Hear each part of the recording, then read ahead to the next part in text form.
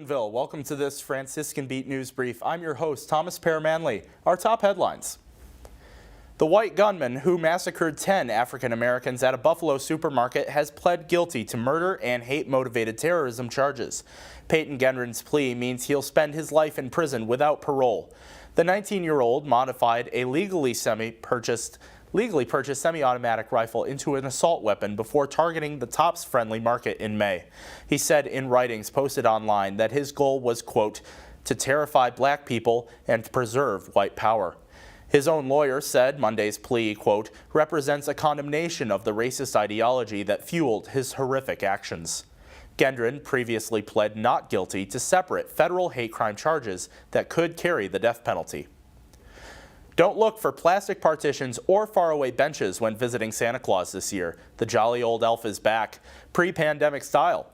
Santa booker HireSanta.com has logged a 30% increase in demand over last year after losing about 15% of its performers to retirement or death during the pandemic. Most Santa experiences have moved back to kids on laps and aren't considering COVID-19 in a major way. Inflation has taken a bite out of Santa. Many are older, on fixed incomes, and travel long distances to don the red suit. They spend hundreds on their costumes and other accoutrements. And Santa bookers this year say there's a higher demand for inclusive Santas, including Black, Deaf, and Spanish-speaking Santas. Days after flocking to stores on Black Friday, consumers are turning online for Cyber Monday to score more discounts on gifts and other items that have ballooned in price because of high inflation.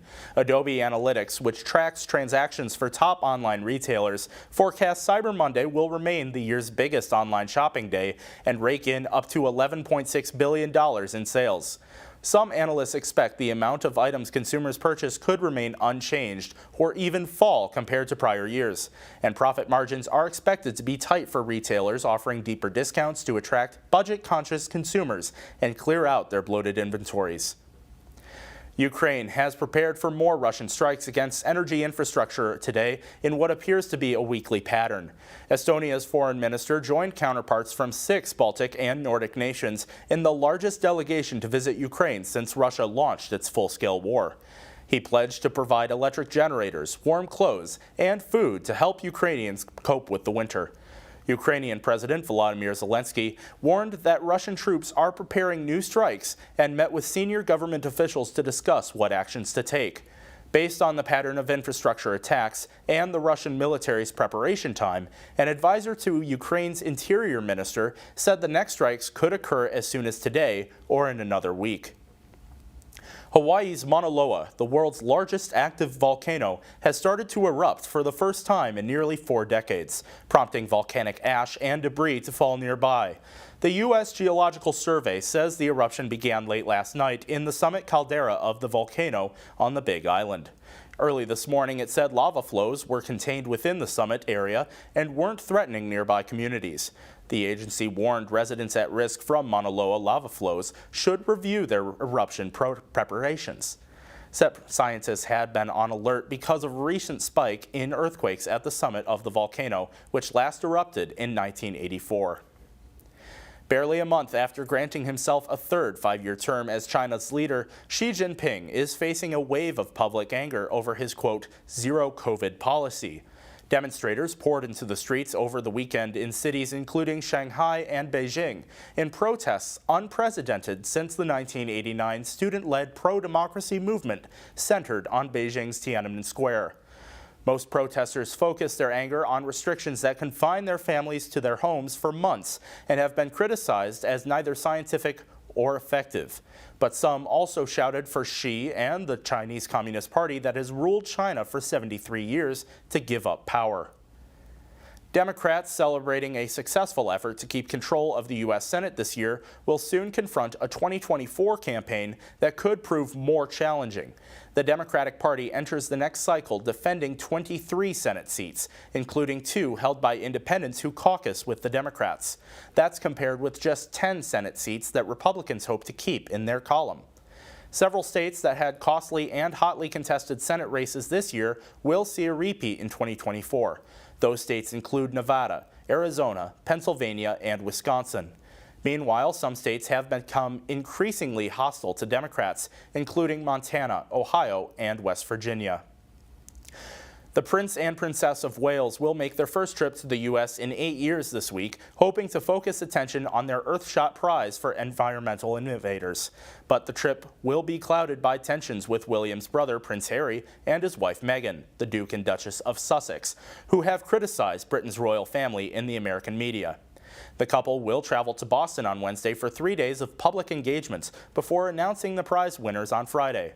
Boston, the birthplace of late President John F. Kennedy, was chosen to host the second annual prize ceremony because of the late president's 1962 moonshot speech, which inspired the Prince and Princess and their partners to set a similar goal for finding solutions to climate change.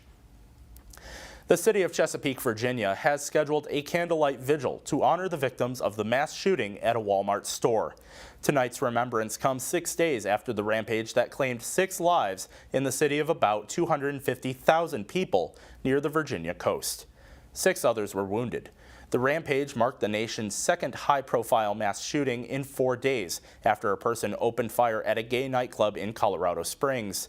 Police said the shooter at the Walmart was a supervisor. He left behind a note that claimed he was harassed and pushed to the brink by a perception that his phone was hacked. He died at the scene of an apparent self-inflicted gunshot wound. 6 Arizona counties are deciding whether to certify their 2022 election results. Some Republicans are pushing officials not to officially approve a vote count that had Democrats winning for the U.S. Senate, governor, and other statewide races. Election results have largely been certified without issue in jurisdictions across the country. That's not been the case for Arizona, which was a hotbed for efforts made by former President Donald Trump and his allies to overturn the 2020 election and push false narratives of fraud. 2 Republican-controlled Arizona counties have voted not to certify. They deferred a final decision until today, the last day that it's allowed under Arizona's state law. The extended Senate campaign in Georgia between Democratic incumbent Raphael Warnock and his Republican challenger, football legend Herschel Walker, has grown increasingly bitter ahead as their December 6 runoff nears. With Democrats already assured control of the Senate, it's a striking contrast from 2 years ago, when the state's twin Senate runoffs were mostly about which party would control the chamber in Washington. Warnock casts Walker as unqualified and unfit for office, while Walker mocks Warnock as a hypocrite beholden to President Joe Biden. The broadsides reflect the candidate's furious push in the 4 weeks between the November 8th general election and runoff to persuade their supporters to cast another ballot. Michigan moved up to number 2 in the Associated Press college football poll, with TCU at number 3 and Southern California at number 4, behind top-ranked Georgia after 4 top 10 teams lost on the final day of regular season games. The Bulldogs are number 1 for the 8th straight week and 11th time this season in the AP Top 25. Georgia received 58 first-place votes, and Michigan received the other 5. The Wolverines reached a season-high number 2 after beating Ohio State 43-28, which dropped the Buckeyes 3 spots to number 5. Michigan, Ohio State, the Wolverines, the Buckeyes, the maize and the blue, the scarlet and the gray. 2 great universities, 2 great academic and athletic traditions, the big game.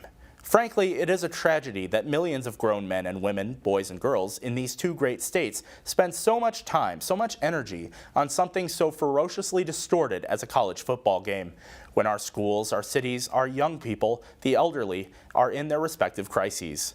How can educated men and women of conscience and value so publicly value and cynically dedicate themselves, almost give their lives to an afternoon of organized violence, a vicious game played by spoiled, oversized, overrated young men who are glorified because they're a little bigger and a little faster and somewhat more physically coordinated, but innately more cruel and vicious than the average American college male? This game, this violent insult, but there's 2 great states, 2 great universities, groveling, kneeling, praying, adoring at the twin altars of the almighty dollar and the glorified jock, while the real problems of society are ignored, pinpoints and zeroes in on the cynicism of the American news media. Journalists who have also sold out assassinated their credo, their objectivity, by becoming fans of their home teams. Fans from the word fanatic. So much for objectivity. To sum up this commentary in 2 words, Go Blue. For tonight's weather, it's currently in the low 40s with a 22% chance of rain. Otherwise, it will remain cloudy with temperatures going no higher than 40 until tomorrow morning.